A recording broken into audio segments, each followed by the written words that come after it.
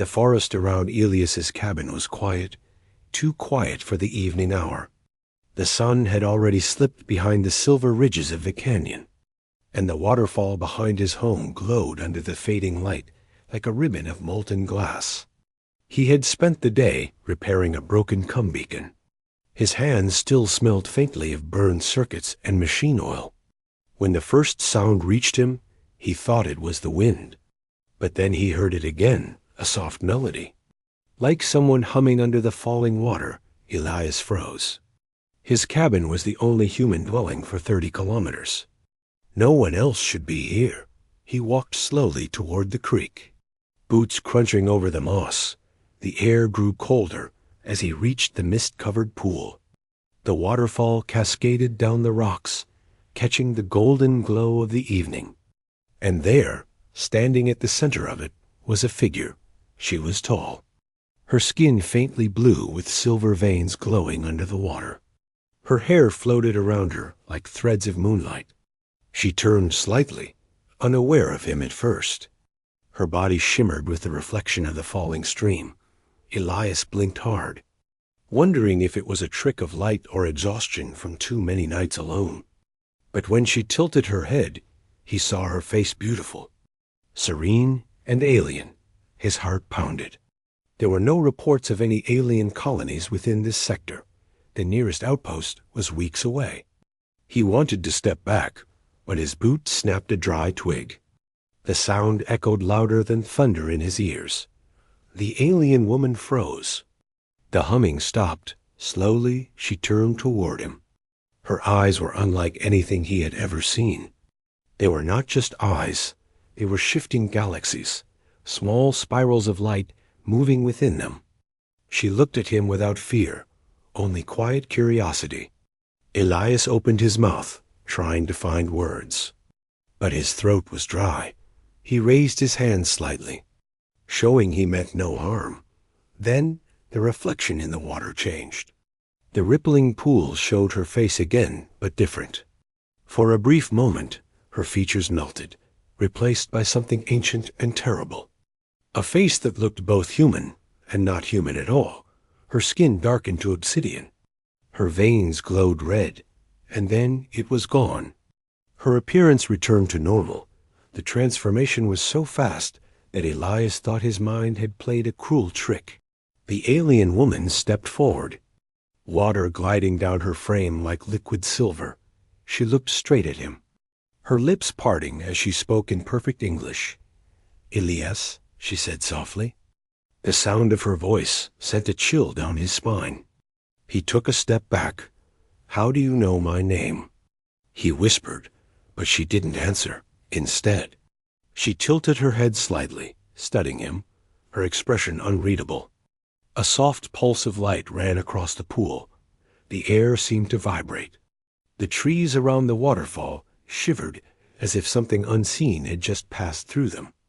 Elias's wrist communicator beeped suddenly, a warning message flashing across its cracked screen. Energy anomaly detected, source unknown. He looked up again. But the woman was gone. The water fell quietly as if nothing had happened. Only the faint hum remained. Echoing through the canyon, Elias stood frozen. The sound of his heartbeat filled his ears. He walked closer to the edge of the pool. Staring into the reflection, there was nothing but water, moss, and his own trembling face. For a moment he wondered if loneliness had finally made him hallucinate. But then he saw it etched faintly into the stone beside the pool, glowing softly under the surface, a symbol, circular and shifting. It looked like an eye within a spiral. He reached down to touch it, and the stone pulsed beneath his fingers. A blinding flash of light followed. Elias stumbled back, clutching his hand. The mark had burned into his palm. Glowing faintly blue, he gasped, trying to wipe it away. But the glow only sank deeper into his skin. The forest went silent again. No birds, no wind. Nothing but the endless roar of the waterfall. Elias turned toward his cabin, breathing fast. He didn't know what he had just seen. He didn't know if that woman was real. But one thing was certain, she knew his name. And now something ancient had marked him. When he reached his cabin door, he hesitated before entering. The glow in his hand dimmed, as if it could feel his hesitation. The night outside was darker than usual. The stars above the canyon shimmered faintly red instead of white. He looked back toward the waterfall one last time, and for a heartbeat, he saw her standing there, again motionless in the mist. Watching him, then lightning flickered across the horizon, and she vanished. The melody returned, carried by the wind, soft and haunting. Elias whispered to himself, "Who are you?" But only the echo of the waterfall answered inside his cabin. The machines flickered as if reacting to an unseen presence. His communicator still showed faint energy readings from the direction of the creek. He sat by the window, staring at the darkness. The glowing mark on his palm pulsed once more, matching the rhythm of his heartbeat. Somewhere deep within the canyon, the alien woman whispered something to the wind, a word in an ancient tongue that no human should know, and the stars above the world shifted slightly. As if listening, Elias didn't know it yet, but his quiet life had ended that night. The waterfall had revealed something forbidden, and the face he saw was not just a stranger's, it was the beginning of his destiny. The next morning came slow and gray. The mist from the waterfall still drifted across the trees, carrying that same faint melody he had heard last night. Elias woke with a start, the glow in his palm already gone. For a moment, he thought it had all been a dream, but the strange mark was still there. Faint but visible, like a scar of light. He rubbed it. But it didn't fade outside. The forest was eerily still. His drones, usually hovering above the cabin to monitor temperature and movement, lay scattered on the ground, sparks hissing from their cores. The air smelled like burnt ozone, and a low hum pulsed through the air. It wasn't the sound of machines, it was something alive. Elias picked up one of the drones and scanned its data chip. The reading flashed red. Signal interference, unidentified origin. He frowned, looked toward the waterfall, and saw faint ripples of light above it, like a shimmer in the air. Something invisible moving just beyond sight. He felt watched. He spent the day trying to fix the beacon, but the systems refused to respond. Every time he tuned into the planetary relay, the signal distorted, replaced by whispers he couldn't translate. By evening, the unease grew heavier. The forest shadows stretched long, and every rustle made him turn. Then came the knock, soft at first. 3 steady taps on his cabin door. He froze. Every survival instinct screamed at him to stay silent. No one ever came this far out, not unless they were lost or desperate. He took his plasma cutter, stepped to the door, and opened it slowly. There she was. The same alien woman from the waterfall. Soaked, trembling, her silver hair clinging to her skin. Her eyes glowed faintly, dimming with exhaustion. She looked smaller now, fragile. Not the radiant figure from last night. "Please," she whispered. "They found me." Elias hesitated only for a second, then pulled her inside, locking the door behind her. The moment she entered, the lights in the cabin flickered. His systems glitched again, and the drone alarms went silent. She sank onto the floor, clutching her shoulder. A thin blue liquid seeping from a wound. "You're hurt," he said. Grabbing a med pack from the shelf, she nodded weakly. "They're close," she murmured. "You don't have much time." He cleaned her wound carefully, the antiseptic sizzling slightly against her skin. She flinched but didn't pull away. When he looked closely, he noticed faint metal-like patterns beneath her flesh wires and veins intertwined. Her biology wasn't just alien, it was mixed, part synthetic, part organic. When she finally opened her eyes again, they met his. "You shouldn't have seen me," she said softly. "You weren't supposed to." Elias frowned. "Then why were you there?" He asked, "Who are you?" She looked toward the window, the waterfall faintly glowing beyond the trees. "My name is Lyra," she said, her voice trembling. "I was part of a research colony until they turned it into a prison." Elias didn't speak. He could see she wasn't lying. There was a fear in her eyes deeper than pain. She took a slow breath. "They're not just chasing me because I escaped," she whispered.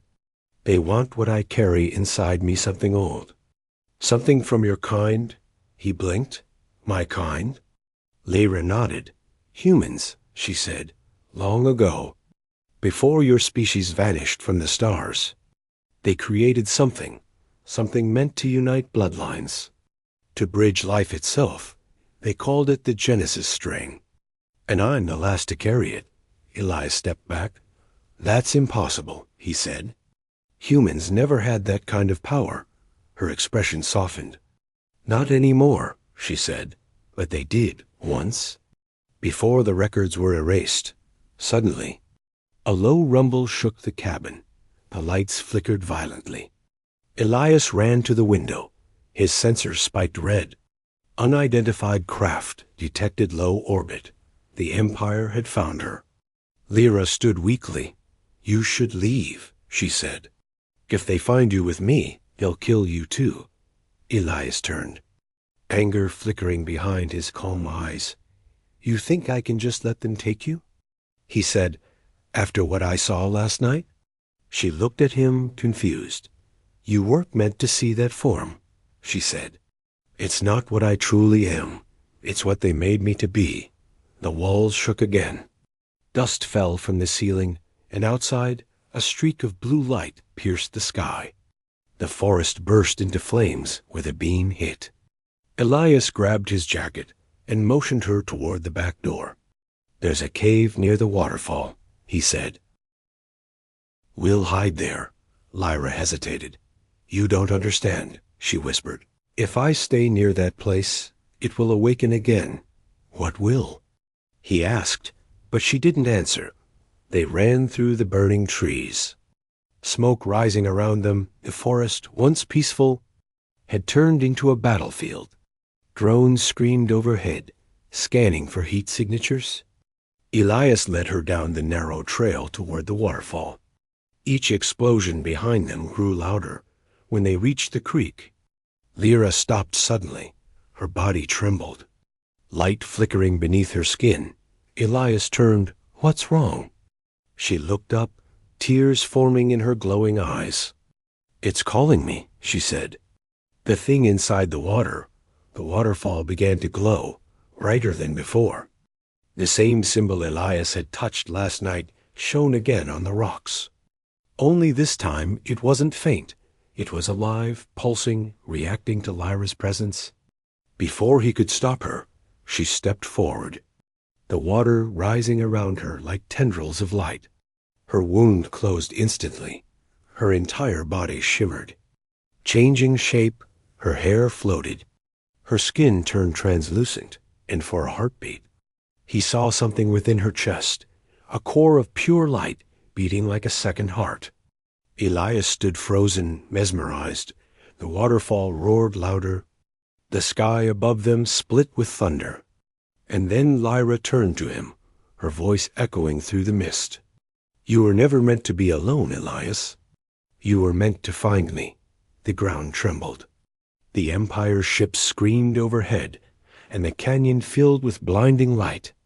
Elias grabbed her hand, but she was burning with energy. Her eyes locked on his. "Run," she whispered, "before it's too late."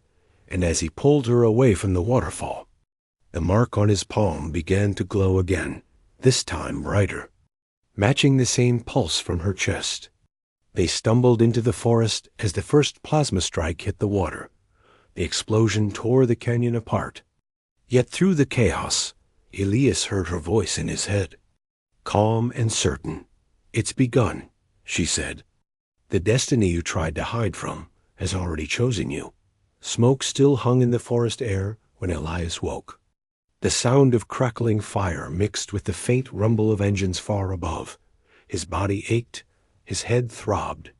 But he was alive. Lyra lay nearby, motionless, her silver hair tangled with ash and leaves. He crawled toward her and checked for a pulse. Her skin was warm, light flickering faintly beneath it like fireflies trapped under glass. "Lyra," he whispered, shaking her shoulder. Her eyes fluttered open, dim but focused. She tried to sit up, wincing from exhaustion. "We made it," she said softly. "But they won't stop. They never stop." Elias looked up. The once green canopy was now a field of smoke and burning branches. Above the clouds, faint blue trails marked the orbit of Empire scouts. They were scanning the ground, searching. "We have to move," he said. "They'll find us soon." She nodded weakly. "There's a cave beneath the ridge," she said. "It's older than your colony. It'll hide us for now." They stumbled through the debris until they reached a crack in the rocks. The entrance was narrow, almost invisible behind a curtain of vines. Inside, the air was cool and heavy. The walls glowed faintly with bioluminescent crystals, casting gentle light across the cavern floor. Elias helped Lyra lie down on a smooth stone. Her breathing steadied. He finally had a moment to think. "You said last night that what you carry is connected to humans," he said quietly. "Tell me what that means." Lyra looked at the crystals, her voice soft. "Long before the empires rose, there was a project," she said. "It was called the Genesis Strain. Humans wanted to create life that could survive beyond flesh. Beyond decay, they built bridges between organic and machine. Between human and alien, they wanted to unify existence itself." Elias frowned. "You mean humans created your kind?" Lyra smiled faintly. "Not exactly. We were born from their dreams and their mistakes. The empires found fragments of their work and tried to finish it. But they didn't understand it. They turned it into a weapon." She closed her eyes. "I was born in one of their laboratories. My human DNA was mixed with energy cells from an ancient Terran machine. That's why my face changes. It's not disguise. It's imbalance. My body struggles between two realities, two species that were never meant to merge." Elias sat quietly, absorbing every word. The glow from the crystals danced across his face. "Then what's inside you?" he asked. Lyra turned to him, her expression sad. "Hope," she said, "and danger. If the Empire gets me, they can rewrite creation itself. They could erase entire races, mold them in their image. You saw the mark on your hand. That's part of the same system. It means the Genesis network recognized you." He lifted his palm, the faint spiral symbol pulsing softly beneath his skin. "Recognized me?" he said. "I'm just an engineer, not part of any experiment." Lyra shook her head. "You're more than that. The system doesn't make mistakes. It only responds to bloodlines. It means you're connected to the original creators." Elias's breath caught. "You're saying humans, my ancestors, made this?" She nodded. "And you might be the last one it can still trust." Before Elias could answer, the ground shook, dust fell from the ceiling. A deep rumble echoed from the canyon outside. Lyra's expression hardened. "They've deployed ground units," she said. "They're tracking my energy signature." Elias moved to the entrance and peeked out. Small drones floated through the smoke, scanning the terrain. A bright beam swept across the forest. He cursed under his breath. "We can't stay here." Lyra sat up, her light dimming. "There's another way," she said, pointing deeper into the cave. "This system wasn't just a hiding place. It's part of the old Terran network. If we reach the core chamber, we might activate a gateway. It could take us off this planet." Elias stared at her, unsure. "A gateway? You mean like teleportation?" She nodded. "A corridor between points of the old human colonies. But it's been dormant for centuries. It needs both of us to open it, you with your mark, me with my code." They walked deeper, the tunnel narrowing until it opened into a vast underground hall. The ceiling stretched high above, carved with strange symbols that glowed when they passed. In the center stood a stone ring covered in vines and dust. Half buried but humming faintly, Lyra touched one of the runes, and the ring responded with a pulse of light. The air shimmered. Faint waves of static brushing across Elias's skin. "It's still alive," she whispered. Waiting for command, Elias stepped forward. Placing his hand against the central console, the mark on his palm flared, a deep blue glow connecting with the ring. Energy surged through the cave. The runes came alive, rotating slowly. Suddenly, Lyra gasped and stumbled. Her body convulsed as arcs of energy ran through her. Elias caught her before she fell. Her voice trembled. "They've locked onto me. The gateway is responding, but it's unstable." The ground rumbled again. A muffled explosion echoing from above. Dust rained down from the ceiling. The Empire's troops were closing in. "Can you control it?" Elias shouted over the noise. Lyra shook her head, her eyes glowing bright white now. "Not without you. You have to hold the energy flow, focus the pattern." "I don't know how." He said, "Yes, you do," she whispered. "It's in your blood. The system will guide you." Elias placed his hand on the console again. The light from his mark spread outward. Filling the chamber, symbols lit up in sequence. And the ring began to spin faster. A tunnel of light opened within it, swirling like liquid stars. Outside, the sound of footsteps and mechanical drones grew louder. Red beams cutting through the cave entrance. Lyra looked at him one last time. Her voice steady. "Whatever happens next, don't let go." She reached out, grabbing his wrist the moment their hands connected. The energy exploded. Light swallowed everything. The last thing Elias saw was Lyra's face shifting again. Not alien this time, but human. Perfectly human. Then the world vanished, replaced by a blinding stream of white. When the light faded, they were no longer in the cave. The air was weightless, silent, and filled with faint metallic echoes. Elias opened his eyes and saw a massive chamber of steel and stars outside its windows. Ancient symbols glowed across the walls. Lyra looked around with awe and relief. "You did it," she whispered. "We're inside the old Terran station." Elias turned slowly, realizing they were standing inside something humanity had built long before it was forgotten. His hand still glowed faintly. The mark pulsed once, then dimmed, and above them, a voice spoke through the air, calm, mechanical, and impossibly old. "Genetic key recognized," it said. "Terran lineage confirmed. Initiating system restoration." Elias stared at Lyra, his voice barely a whisper. "What have we just awakened?" She met his gaze, her eyes bright with both fear and wonder. "The truth," she said softly. "The truth your kind left behind." The station groaned as ancient systems came alive. Lights flickered across endless corridors, dust falling from the ceiling like starlight. Elias stood still, his breath echoing in the silence. He had never seen anything like this. The air smelled of rust and electricity. The sound of machinery hummed deep within the walls. Lyra stepped forward, touching one of the control panels. Symbols rearranged themselves under her hand, glowing in patterns that pulsed with life. "It's awake," she whispered. "The station remembers us." Elias watched the central core rise slowly from the floor. A column of light expanded, filling the chamber with soft blue radiance. "What is this place?" he asked quietly. Lyra smiled faintly.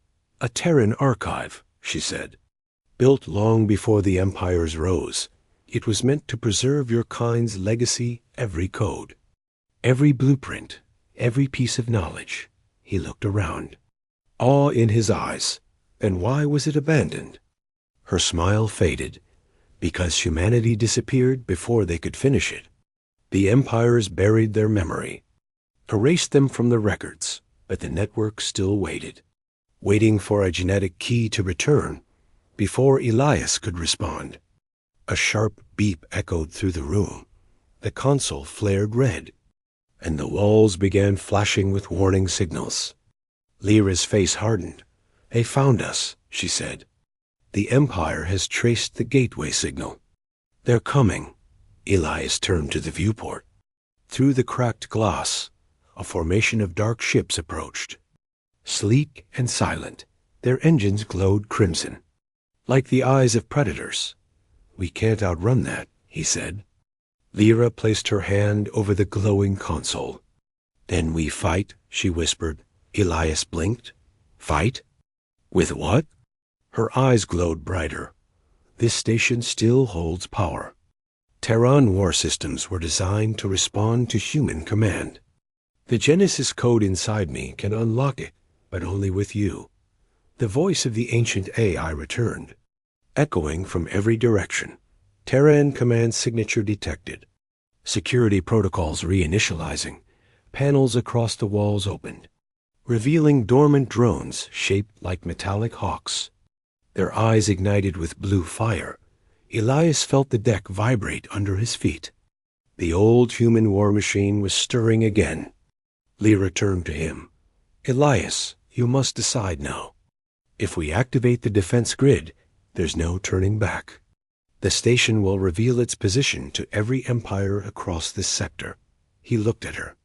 "If we don't, they'll destroy us." She nodded slowly. "Yes, but if we do, humanity returns. The name they tried to erase will echo again." The moment hung heavy in the silence. Outside, the enemy ships moved closer. Charging their plasma cannons, Elias clenched his fists, his palms still faintly glowing with the spiral mark. "Do it," he said. "Wake it up," Lyra smiled faintly, tears glimmering in her eyes. "Then so it begins." She pressed her palm to the central console. Elias followed, the air filled with a deep hum.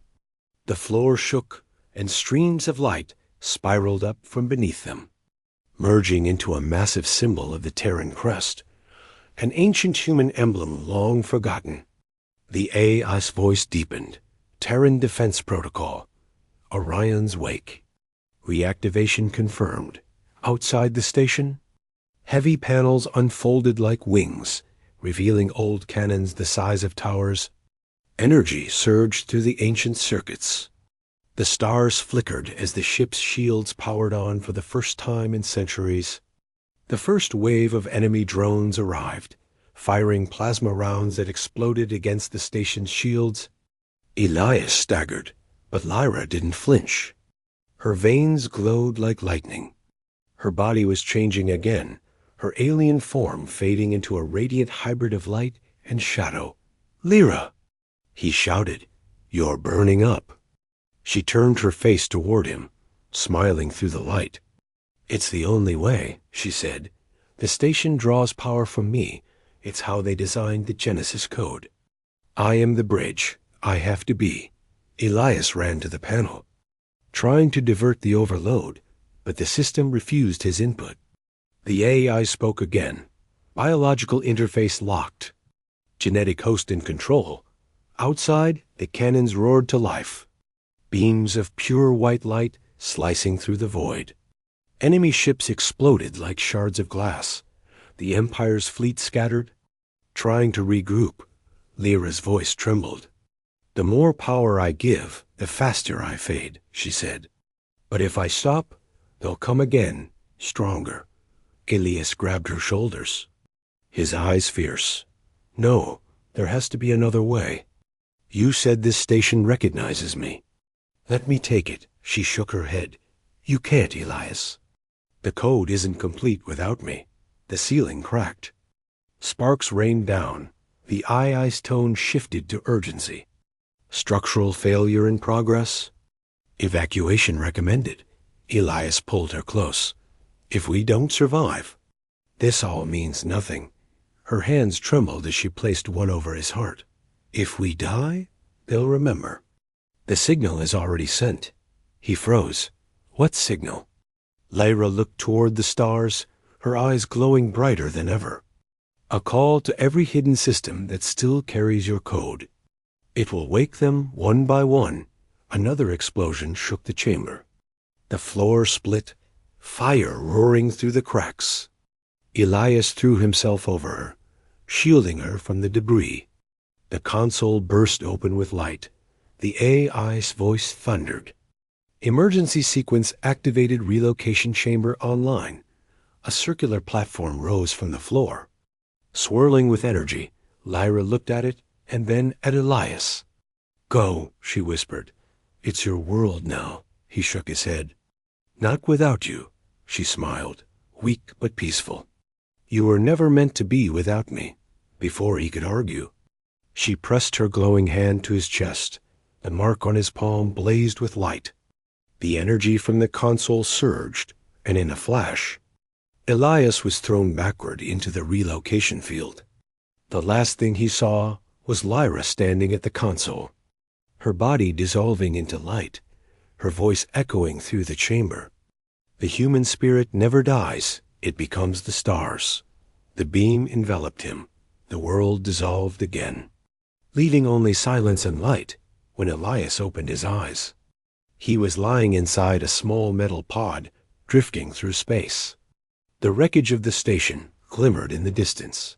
Behind him, a massive energy wave spread across the sector, an ancient signal broadcast to every corner of the galaxy. And through the hum of the engines, a voice whispered softly in his head, "Live, Elias. The dawn of humanity begins again." Elias drifted in silence. The escape pod floated through a field of starlight. The wreckage of the Terran station glowing like embers behind him. His heart still raced, his mind echoing with the last words Lyra spoke. The human spirit never dies, it becomes the stars. He touched his chest, feeling the faint warmth of the glowing mark still pulsing beneath his skin. It was weaker now, but it was alive. Hours passed, or maybe days. Time felt strange in the void. His pod's sensors flickered, detecting weak signals far away, fragments of ancient Terran frequencies. He adjusted the comms, static filled the air, and then he heard a faint voice, repeating a message in an old human language. Signal chain restored. Awaiting command? Elias's eyes widened. The signal Lyra had sent wasn't just a cry for help, it was a reawakening. The old Terran network was listening. He looked at the holographic map projected before him. Red dots began to appear one by one across the galaxy, each one blinking in rhythm with his heartbeat. "Lyra," he whispered. "You did it." The pod shuddered suddenly as it was caught by a tractor beam. A massive shadow loomed ahead of ship, ancient but still functional. Shaped like a blade of light, its hull bore faded markings. Words in the old Terran tongue. Elias's pod was pulled into its docking bay with a soft thud. When the hatch opened, the air that rushed in was cold but breathable. The corridor beyond was lit by dim blue strips. The walls were covered in symbols, the same spiral patterns as the mark on his palm. He stepped out slowly, every sound echoing through the silence. "Identify yourself," a voice spoke from above. It was calm, mechanical, but strangely human. Elias looked up at a glowing console that pulsed like a living heart. "Elias Ward," he said. "Human, from Colony Delta Ridge." There was a pause. Then the voice replied, "Genetic code verified. Descendant of Terran creators, welcome home." The corridor lights brightened, one after another, leading him deeper into the ship. The air was thick with dust and memory. Each step echoed like the footsteps of ghosts long gone. He reached the main bridge, where a panoramic window revealed the endless galaxy beyond. At the center stood a command throne. Its surface cracked, but alive with energy. The AI spoke again. "You carry the Genesis imprint," it said. "Where is the secondary host?" Elias closed his eyes, his throat tight. "She's gone," he whispered. She gave everything to awaken this. Silence followed. Then the AI responded softly, "Her essence remains within the network. Her sacrifice is recorded." He looked at the console, watching faint patterns swirl like water. And within them, for just a heartbeat, he saw her Lyra's face, smiling. Her light flickered across the glass, a reflection of both grief and peace. "She said this was humanity's legacy," Elias murmured. "But what do I do now?" The AI's tone grew steady. "The empires have heard the signal. They will come, but you are not alone anymore. The old fleets sleep across the void, waiting for the call of their kin." Elias felt the ship tremble. Data screens came alive, revealing countless warships buried beneath moons, hidden within nebulae, dormant for millennia. "Fleet awakening protocol engaged," the AI declared, reactivating Terran dreadnoughts. He watched in awe as one by one massive vessels rose from their resting places, their reactors igniting like the return of stars, the void filled with motion. Humanity's forgotten war machines breathing again. Elias stepped closer to the main console, his hand hovering above the command panel. The mark on his palm glowed brighter, syncing with the ship. "What do I say?" he asked quietly. The AI's voice softened. "Say what your heart knows, Elias Ward. The galaxy is listening." He took a deep breath, his reflection shimmering in the starlight. Then he spoke, voice firm, calm, carrying the weight of both past and future. "This is Elias Ward, human survivor, Terran bloodline confirmed. To all who still hear this signal, humanity has not vanished. We are awake, we are returning."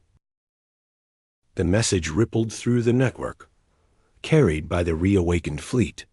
The stars themselves seemed to flicker in response. Across distant worlds, dormant machines stirred. Ancient A is turned their gaze toward the familiar code they once served. Elias felt the floor tremble as the ship's engines roared to life. He sat in the command chair, the hum of power filling the bridge.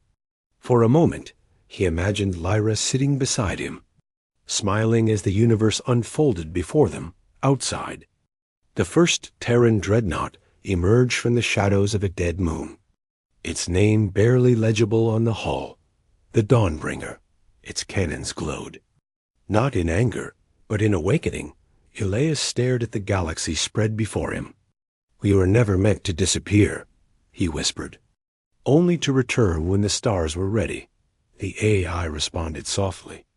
"Then the stars are ready, Captain." Elias looked toward the glowing horizon, the fleet gathering like a storm of light. And for the first time in centuries, the Terran voice echoed across the cosmos. "Humanity endures." The galaxy trembled as the signal reached every empire, every world that had forgotten the old stories.